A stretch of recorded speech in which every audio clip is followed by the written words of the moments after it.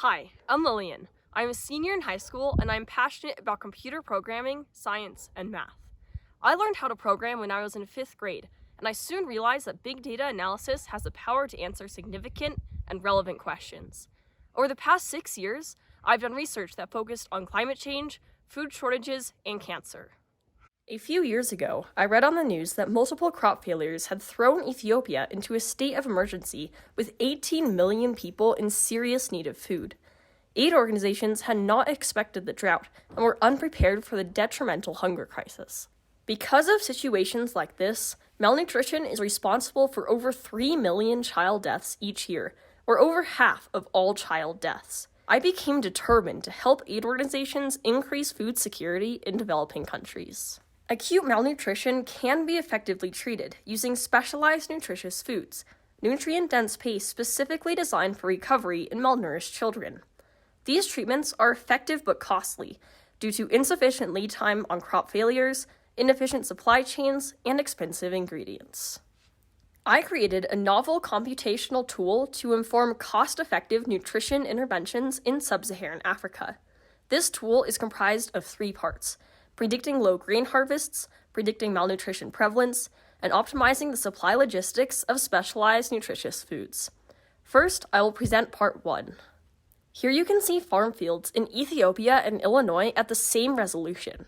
In contrast to the US, crop prediction in Africa is much more difficult because there are multiple farm fields within a single pixel, and there is no data as to which crops are grown where.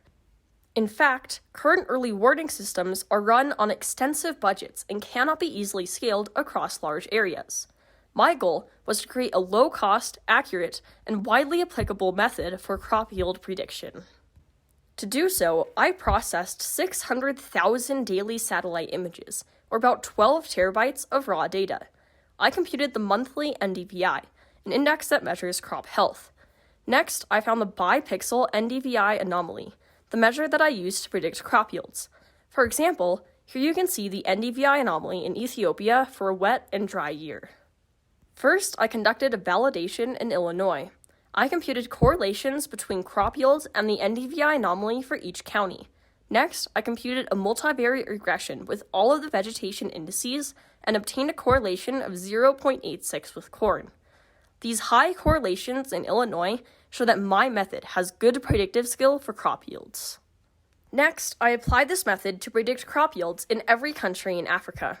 You can see that there is an extremely high correlation in Ethiopia between the month with the highest NDVI average and the corn production.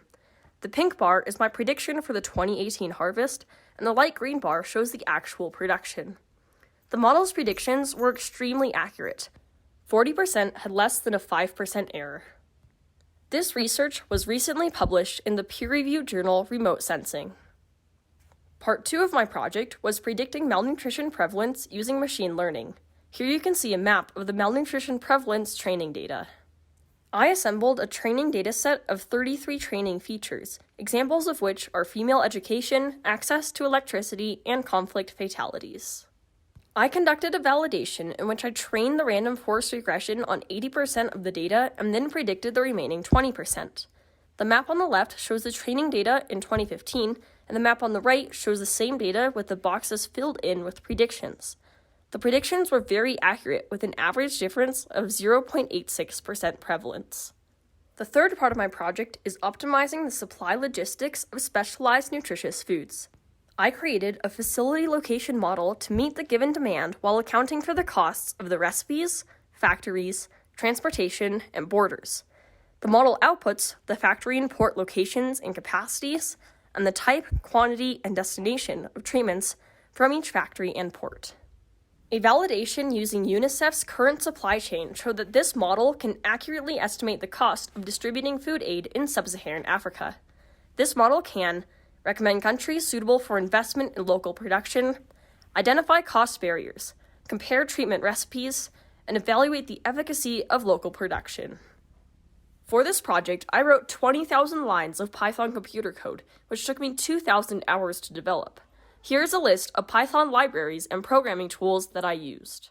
In conjunction, these tools could help policymakers decide how to most efficiently supply aid and ultimately provide more children with life-saving treatments.